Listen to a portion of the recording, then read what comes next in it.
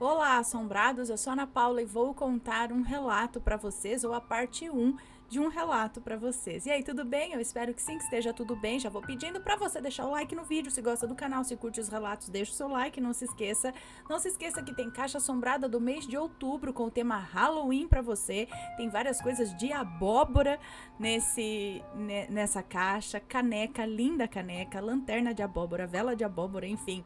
Aproveita, garante a sua. E não se esqueça que estaremos na Horror Expo dias 4 e 5 de novembro, sábado e domingo, lá no Promagno, em São Paulo. Maior feira de horror que você pode ir. E para quem gosta, né, desse meio aí do horror, do terror, é um prato cheio. Você vai amar. A gente vai estar lá com a loja, dando um oi, um abraço no pessoal. Então, cola lá dias 4 e 5 de novembro, ok?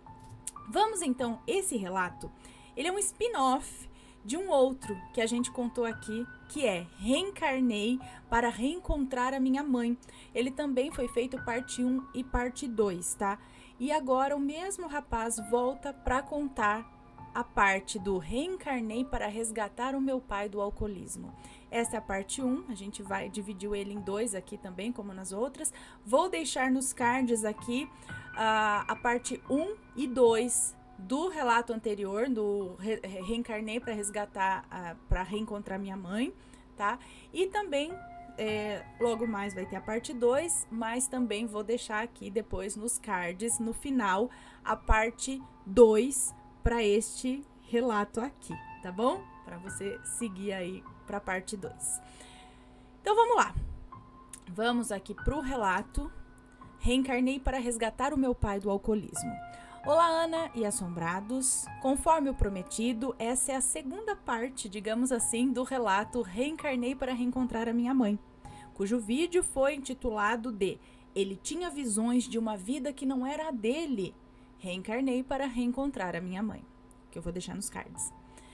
Foi exibido no dia 12 de outubro de 2023 em duas partes. Antes de mencionar os acontecimentos, deixo claro que todos os nomes mencionados são fictícios e baseados nos nomes que dei a todos os envolvidos no primeiro relato. Também aproveito para mencionar que não me recordo ao pé da letra de todos os diálogos que eu tive, mas adaptei os diálogos no sentido do que falávamos para um melhor entendimento desse relato. Ainda também farei um breve resumo dos fatos para que possam entender. Desde que me entendi por gente, que eu era tomado por lembranças, cheiros e sentimentos de um rapaz negro que, sentado num muro de uma escola, acompanhava uma partida de futebol feminino de sua namorada, juntamente com outros jovens. Recordo que ele se sentia feliz torcendo pelo time de sua amada, enquanto a mesma fazia gracinhas e sorria para ele. Ambos, encantados pelo amor juvenil, faziam gestos carinhosos e mandavam beijos um ao outro. Era um momento especial e arrebatador, até que ele sentiu um impacto nas costas, acompanhado por um forte ardor no peito, que o derrubou de onde estava sentado, sem que ele tivesse tempo de entender o que realmente se passava, vindo a falecer em meio aos gritos e desespero da multidão, incluindo de sua namorada, que correu para socorrê-lo enquanto os jovens gritavam que ele foi alvejado e outros, em desespero, pediam para chamarem uma ambulância. Lembro perfeitamente do desespero da moça que o namorava, implorando para ele aguentar firme, e de suas mãos meladas de sangue ao tocar no peito do seu amado. E foi quando tudo foi escurecendo. Em minha alma, uma inquietação e uma sensação de nostalgia que era constante. Aquilo era algo tão forte e perturbador que eu meio que entrava em transe, revivendo momentos que eu nunca vivi, pelo menos não nessa vida. Em meu coração, sempre tive a sensação... Ele era tipo um garoto muito avoado, porque ele parava, ele não tinha essas visões só quando ele dormia e sonhava com uma outra vida, vamos dizer assim. Parado, assim, ele tinha essas lembranças, então ele ficava boa parte do tempo assim, sabe? Tipo, nossa, só tendo essas lembranças, essas visões, assim, enquanto estava acordado mesmo. Em meu coração sempre tive a sensação que eu devia me recordar. Perdão. Em meu coração sempre tive a sensação que eu devia me reencontrar com o jovem que eu fui em outra vida. Eu chegava a chorar em vários momentos após ter a mente tomada por suas lembranças e me projetava nos acontecimentos que revivia, chegando ao ponto de sair de casa para me sentar justamente no local que aquele jovem estava quando perdeu a sua vida. Eu sentia uma sensação que gritava que deveria terminar algo que não concluí. As lembranças vividas ao lado dos pais daquele jovem me consumiam. Eu os amava e sentia a falta deles, mesmo por vezes acreditando que eles eram frutos da minha imaginação.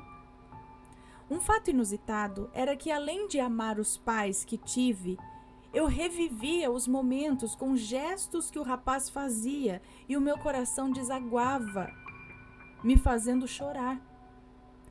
Contudo, para minha família, eu sempre fui esquisito. Minha mãe, preocupada com a minha mania de me perder em pensamentos, chegou a pensar que eu tinha algum problema, a ponto de recorrer a médicos, à igreja e me proibir de ter aquelas reações na frente dos nossos familiares. Meu único companheiro e cúmplice era o meu irmão gêmeo, o Ricardo, que, ao me ver perdido em meus pensamentos, embora não entendesse, vigiava se não tinha ninguém por perto.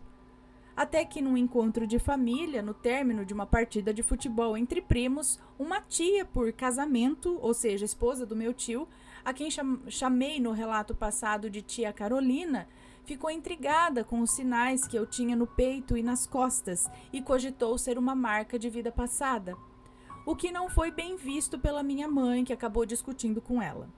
Embora depois ambas se acertaram. Muito bem. Depois que ouvi as suspeitas da tia Carolina, tive novas experiências. Apesar da recomendação da minha mãe para que eu não desse corda para aquilo, pois eu estaria correndo o risco de ofender a Deus caso eu decidisse investigar tudo o que sentia e recordava. O certo foi que me permiti investigar, mesmo temendo perder o amor de Deus por mim, e com isso cheguei à minha mãe da outra vida.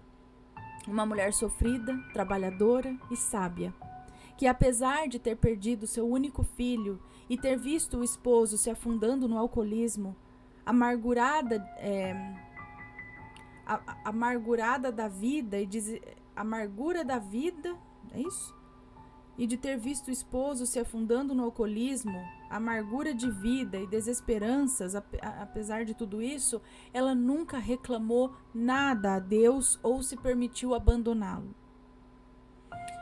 Para se ter uma ideia, a minha mãe de outra vida, a quem orgulhosamente chamo de Mãe Dorinha, nunca quis vingança pela morte do Guilherme.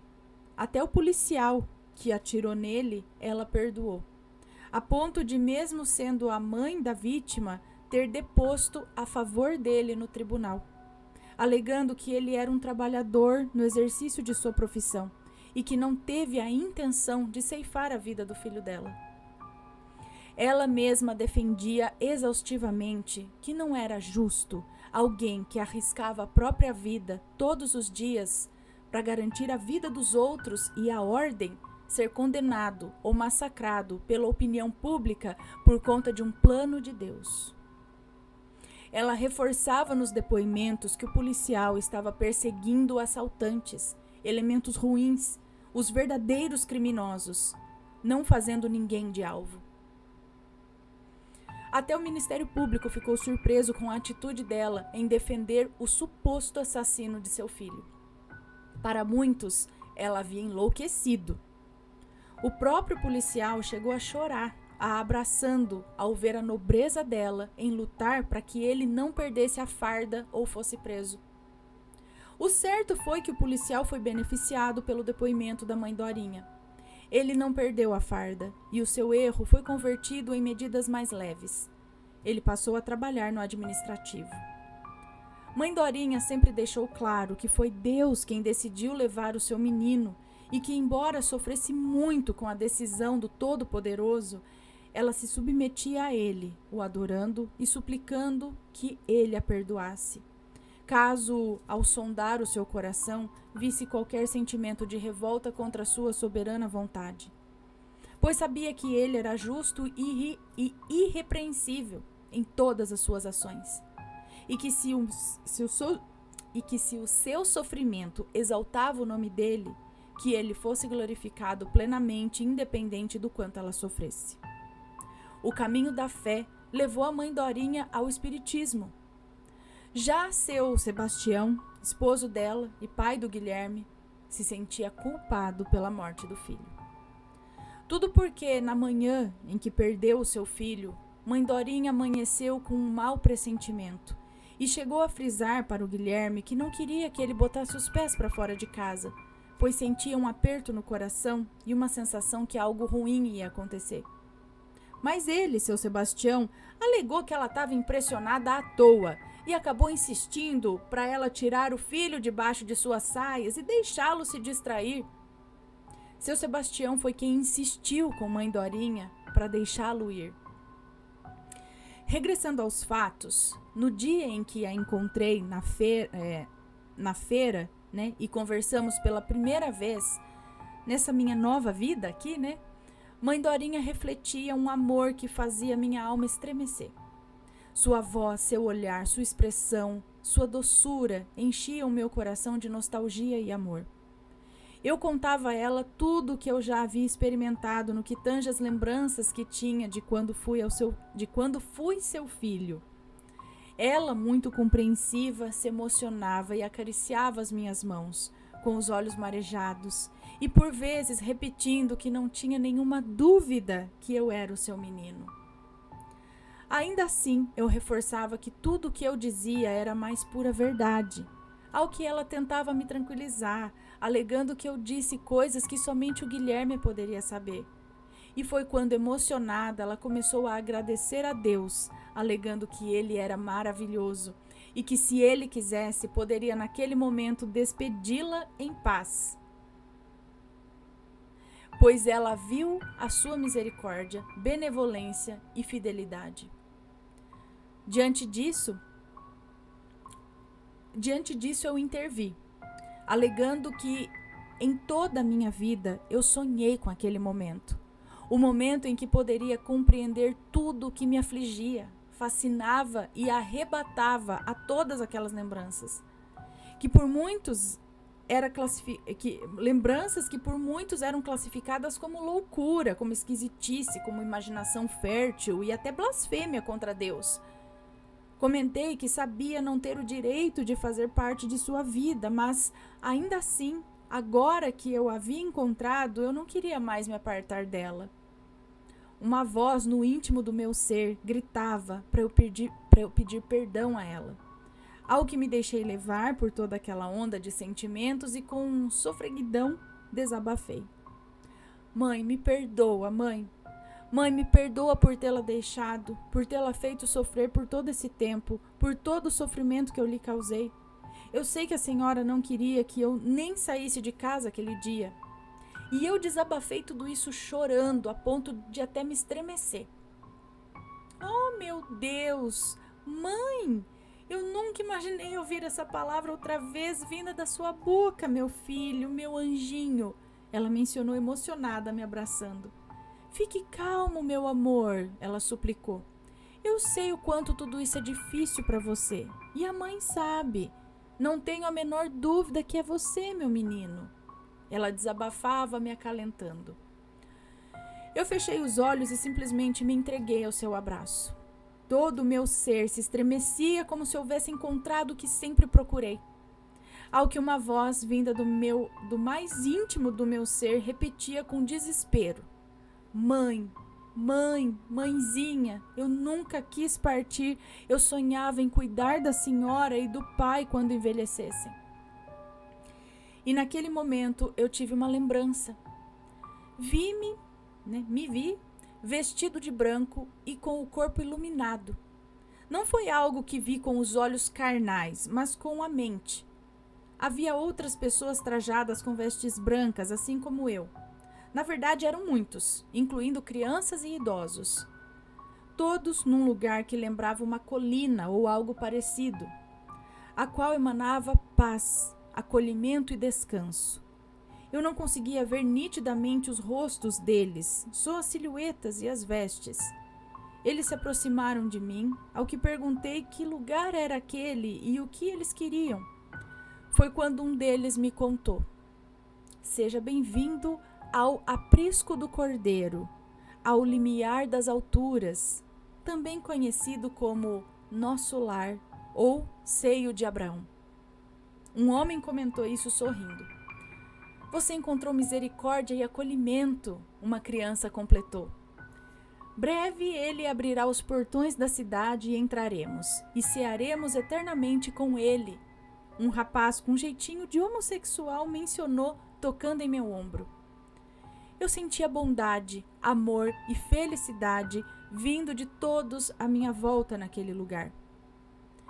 E não haverá mais pranto, nem choro, nem abandono, nem morte. Um idoso contou sorrindo e me tocando também. E todos nós seremos transformados e seremos um só com ele. Uma mulher completava sorrindo.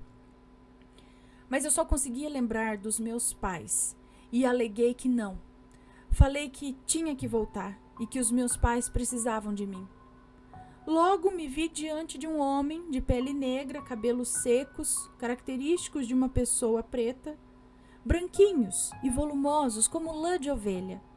O rosto dele brilhava tanto que era incapaz de ser visto. Na verdade, ele parecia ser feito de luz. Naquele momento, ele já havia recebido todas as pessoas no imenso portão de ouro que reluzia como se fosse feito de chamas douradas. Era como se fosse a minha vez de adentrar aquele lugar. Lembrei-me que eu chorava implorando a ele que eu precisava voltar para aliviar a dor dos meus pais. Ao que o homem, sem mencionar uma só palavra, falou dentro de mim: que assim seja. Naquele momento, aquela lembrança se foi e eu apenas me encontrava envolvido no abraço da mãe Dorinha. Foi então que contei. Eu voltei por você, mãe. Eu vim pelo pai também. Eu implorei ao guardião, que todos chamavam de Rei dos Reis, que ele me permitisse voltar. No entanto, a mãe Dorinha nada dizia e só me abraçava. Na verdade, ela abraçava a minha alma. Não sei quanto tempo eu fiquei abraçado com a mãe Dorinha, apenas sentindo o seu reconfortante carinho e amor, sem que dessemos uma só palavra.